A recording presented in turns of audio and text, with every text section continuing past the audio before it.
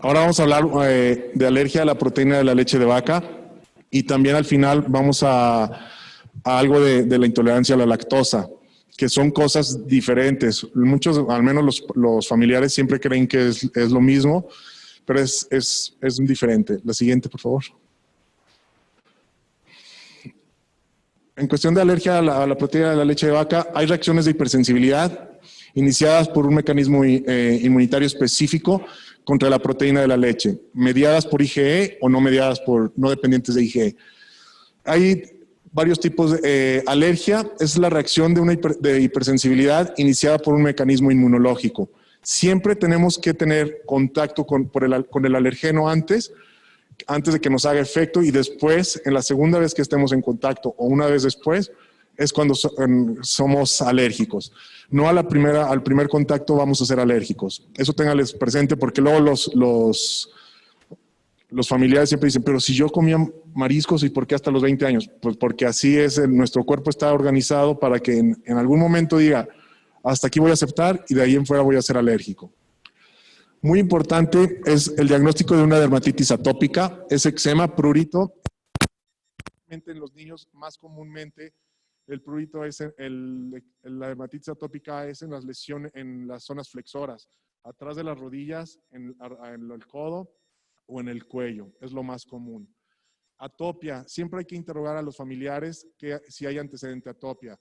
Si el familiar, papá o mamá, o ambos son alérgicos a cualquier cosa, no necesariamente a la leche, que hayan sido asmáticos, que hayan tenido dermatitis atópica, alérgicos a algún alimento o medicamento, aumenta el 25 a 20% de posibilidades que el paciente sea alérgico. ¿A qué? No lo sabemos. Y obviamente si el paciente tiene menos de 6 meses de edad y solo ingiere pura leche, pues lo más común es que va a ser alérgico a la leche, si tiene síntomas.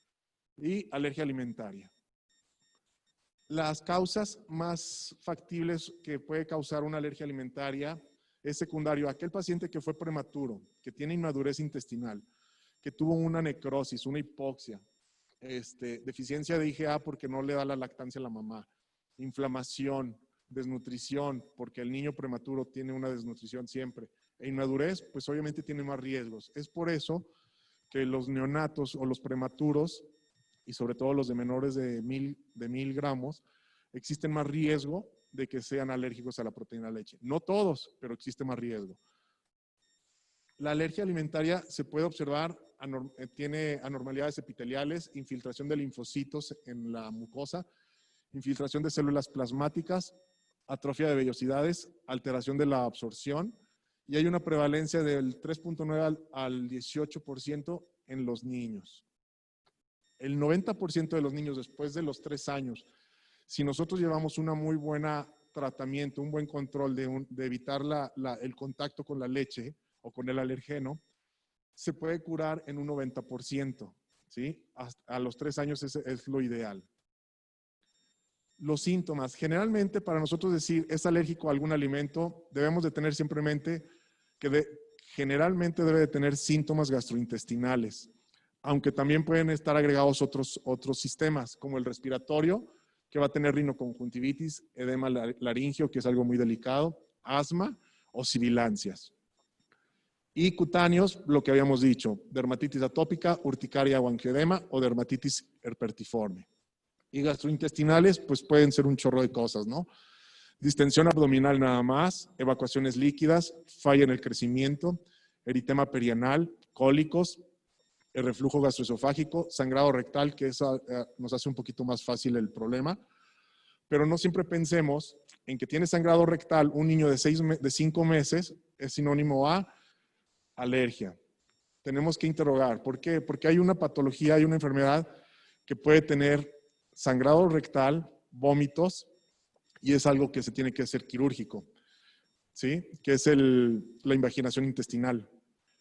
¿Se acuerdan la invaginación intestinal cuando tú haces el tacto rectal? ¿Qué debes de encontrar o cómo es las evacuaciones?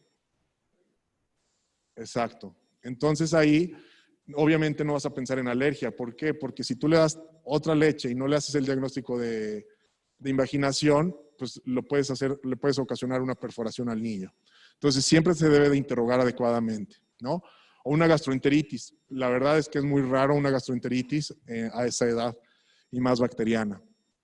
Deficiencia de micronutrientes por el déficit de absorción. Rara vez hay una enteropatía perdedora de proteínas. Eso sería ya cuando realmente el paciente no es tratado. Restricciones de la dieta. Luego, muchas veces las mamás embarazadas llegan y dicen, ¿sabes qué? Tú estás embarazada, para evitar riesgos de alergia, no comas cacahuate, no comas nueces, no comas fresa, no tomes leche cuando estás embarazada. Eso estamos mal. No, el evitarlo no quiere decir que vamos a quitarle la alergia. Todos traemos ya un chip y el chip ya no es cambiable, ¿no? Dermatitis atópica, se ha visto que si la mamá le está dando lactancia materna mínimo por 3 meses a un niño que tiene riesgos de dermatitis atópica, se puede evitar la alergia alimentaria, al igual que el asma. Entonces, para protección de alergia a la proteína, para protección a asma o de alguna alergia, con que le demos, no quiere decir que nada más 5 o 6 meses de leche de seno materno es suficiente, pero ya encuentras una disminución en ya encuentras una protección de alergia para ese niño, ¿no? Más no quiere decir que con 6 meses está bien, porque luego los papás te preguntan y eso no es cierto.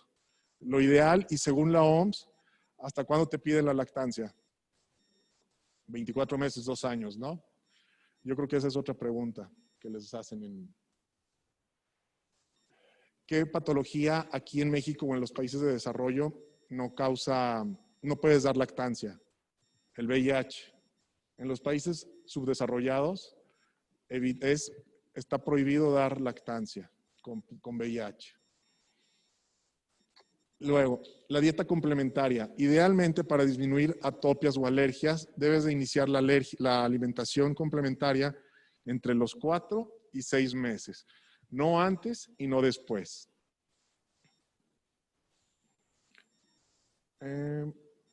Obviamente tenemos que individualizar, porque si tenemos un niño con cierto retraso psicomotor y que no tiene un sostén cefálico a los 5 o 6 meses todavía, pues hay que valorar, porque si no soporta la cabeza, no puede tragar o deglutir adecuadamente. Entonces a ese niño tenemos que posponerle la dieta complementaria.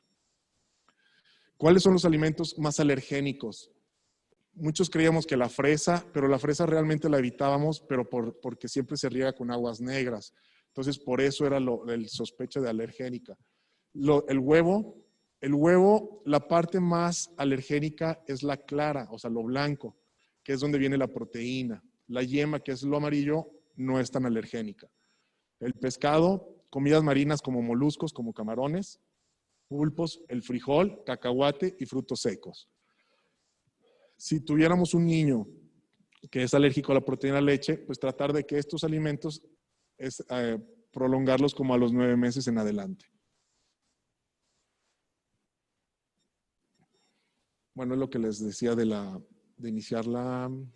se recomienda iniciar la alimentación con sólidos entre los 4 y 6 meses. Huevo o alimentos es entre los 9 y 12 meses, al igual que pescado, nuez, cacahuate, después de los 12 meses. Recomendaciones. La leche materna exclusiva por 6 meses para que tiene un efecto preventivo contra la alergia. No quiere decir que van a contestarse hasta los 6 meses la lactancia, ¿no? Nada más, efecto preventivo para alergia, 6 meses. La OMS, 24 meses. Introducción de suplementos entre los 4 meses en adelante, según la Organización Mundial. Comidas combinadas con alimentos alergénicos no se debe de dar a menos que hayan sido tolerados cada uno de sus ingredientes. Nunca debemos de mezclar 2 productos nuevos en la misma comida porque podemos hacer una reacción cruzada. Después, paciente que se haga dieta de restricción a la madre, está con seno materno sin mejoría, por 4 semanas se cambia a una fórmula extensamente hidrolizada. No es parcialmente hidrolizada, es extensamente hidrolizada. Y tampoco es recomendable la leche de soya, porque la leche de soya antes de los 6 meses puede hacer una reacción cruzada y además de que tiene fitoestrógenos, entonces puede provocar una pubertad precoz, más en las niñas. Fórmulas extensamente hidrolizadas. Hay de caseína y de suero de proteína de la leche de vaca. Debe tener al menos el 85% de los oligopéptidos con un peso molecular menos de 1500 Daltons. Las que son de caseína o leches de vaca, de suero de vaca, de la leche de vaca. Las hidrolizadas de arroz, aquí pueden tener pesos de 5000 Daltons, el 8% oligopéptidos y el 70% de 2000 Daltons. No se ve afectado el crecimiento y el desarrollo, pero sí con las leches de almendra sí se ve afectado el crecimiento y el desarrollo. Entonces, las leches de arroz sí se pueden usar y se ha visto que no hay una disminución en el desarrollo del niño, en su crecimiento. Y las fórmulas aminoácidicas, que prácticamente ya no son fórmulas, sino son aminoácidos esenciales y requeridos, que son toleradas prácticamente el 99%. Si ustedes quieren ir a la segura, pues receten este tipo de leche, la aminoácidica, y es la ideal. Nada más sabe muy fea y cuesta como 700 pesos, la latita de 400 gramos. Y las fórmulas de soya se recomiendan, pero después de los 6 meses, no antes, por el efecto de reacción cruzada, que puede ser desde un 10 hasta un 50%. Y la prueba de reto, debemos de estar, volver a reintroducir la leche, idealmente es al año de edad, o que dure un año el paciente sin contacto con la leche, con la proteína de la leche de vaca. Y de esta forma el 90%, como les dije, pueden ser recuperados o curados de la proteína de alergia a la proteína de la leche de vaca. La anafilaxia en la alergia a la proteína de la leche de vaca puede ser desde un 0.8 hasta un 9% de la anafilaxia. Entonces, ¿es bajo el riesgo? Sí, pero lo existe. Porque luego los familiares dicen, bueno, pues que tenga diarrea total, y le siguen dando poquita leche. Pero no sabemos cuándo y es diferente las reacciones. Y puede llegar a ser una reacción de anafilaxia. No les voy a leer todo esto, pero son las formas de evitar los alimentos que tienen proteína de leche de vaca o leche, que se tienen que evitar. Y para todos, tanto los de Zoom como los que están aquí presentes, esta es unas preguntas. Paciente de 3 meses de edad, con antecedente de atopia en la familia, con un peso bajo al nacimiento, madre es fumadora durante el embarazo, que también eso aumenta el riesgo para la alergia, para que exista alergia, el tabaquismo. Su cuadro clínico lo inicia por la mañana con una hiporexia, sin vómito ni fiebre, pero con una evacuación sanguinolenta, acudiendo a médico, quien le da antibiótico sin presentar mejoría. Eso es clásico, ¿no? Los similares que das, Biomix, Cefexima, Ceftriaxona, o no sé, ya hice un comercial aquí. Por lo que no hubo mejoría, y entonces acude con ustedes el siguiente día sin presentar evacuaciones. El paciente se encuentra distendido, irritable, con hiporexia, ya tiene cierta taquicardia por el dolor y una febrícula de 37.8. Entonces, ¿ustedes qué le harían en la exploración física? Trato de palpar la oliva pilórica como para empezar hipertrofia de píloro. No, ¿verdad? Como que ni al caso. Revisión región perianal para ver si hay algunas lesiones. Ya ven que luego la erosión o la rosadura puede tener sangre y puede ser la causa. Tampoco. Realizo lo habitual, palpo y ausculto el abdomen. Bueno, eso sí es factible, pero realizo tacto rectal para desimpactar porque no he evacuado, o realizo tacto rectal como una exploración física. Normalmente el tacto rectal no se debe de usar a todos los niños, pero en este caso sí es indicado, ¿no? ¿Por qué? ¿Qué tenemos que descartar? Invaginación. Al hacer el tacto, tú vas a encontrar cómo son las evacuaciones. Al realizar el tacto rectal, usted encuentra, o qué esperaría encontrar, pólipo rectal, fisura anal, evacuaciones en grosella, material fecal impactado o todo normal. Evacuaciones en grosella, ¿no? ¿Qué estudio le solicitaría para asegurar el diagnóstico o descartar el diagnóstico? Una placa simple de abdomen, pues a lo mejor es la primera instancia. Pedir la placa simple de abdomen, que nomás lo que vas a encontrar es niveles y a lo mejor no vas a encontrar aire distal. No es el estándar de oro para hacer el diagnóstico. Un ultrasonido abdominal, sí. Ahí, ¿qué vas a hacer? ¿Qué vas a encontrar? Es el Diana, ¿no? La imagen en Diana. Y eso se hace el diagnóstico de invaginación intestinal. Colon por enema, también lo puedes llegar a hacer el colon por enema y es una forma de también de hacer la taxis, o sea, el de terapéutico, nada más existe el riesgo. Entonces, yo creo que primero tendríamos que hacer el ultrasonido abdominal y ya después tiene que ser, antes de 24 horas puedes llegar a hacer el colon por enema. Después de 24 horas ya no hay que hacer colon por enema por el riesgo de perforación. Pruebas de alergia, pues no, o ninguna de las anteriores.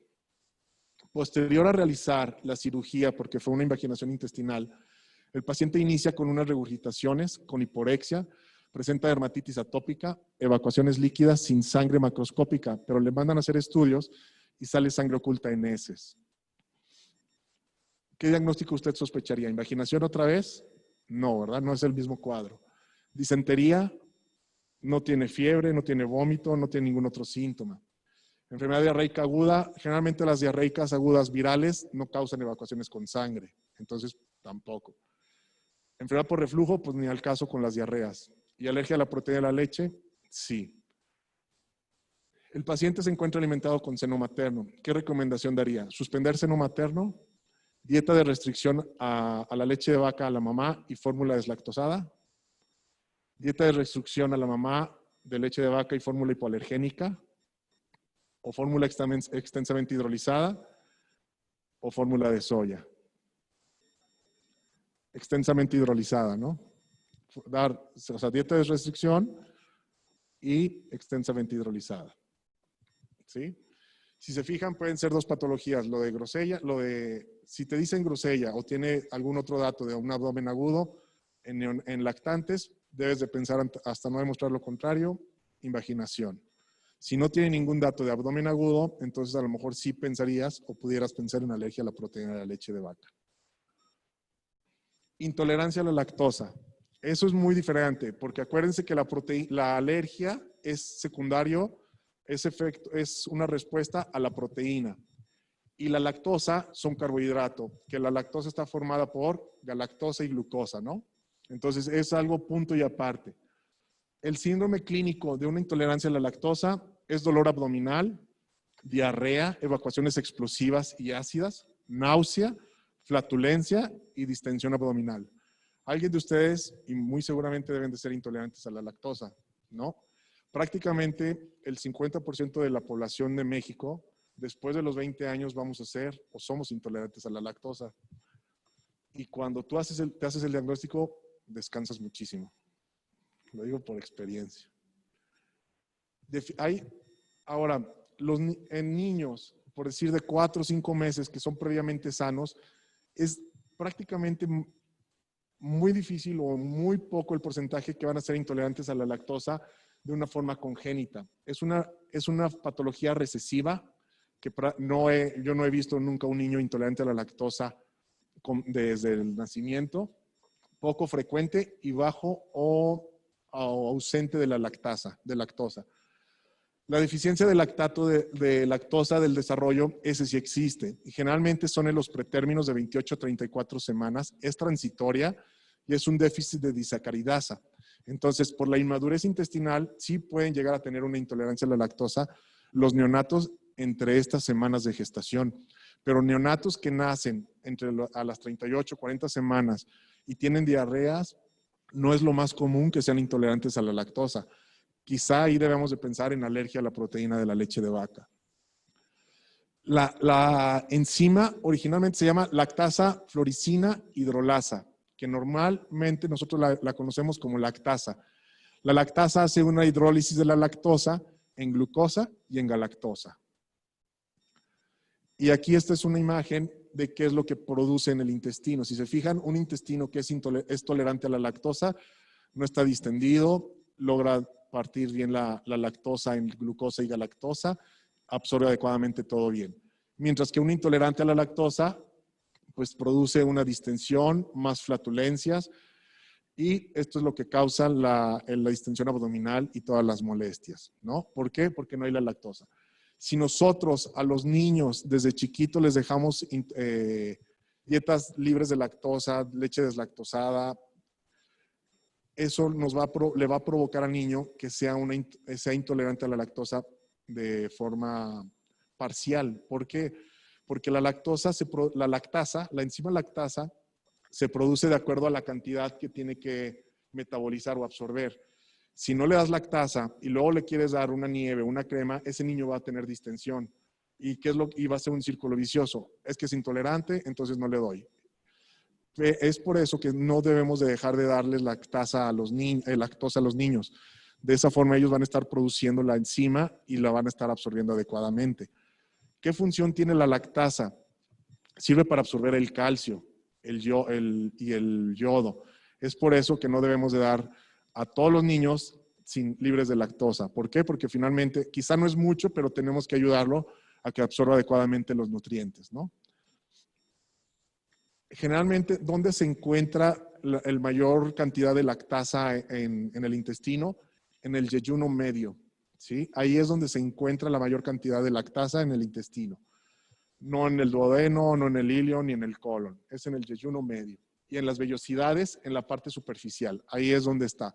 Es por eso que los pacientes con una enfermedad diarreica viral, que tienen mucha diarrea, que les lesionamos las vellosidades, puede tener una intolerancia parcial de lactosa. ¿Por qué? Porque las vellosidades en la parte superficial es lo que primero se daña.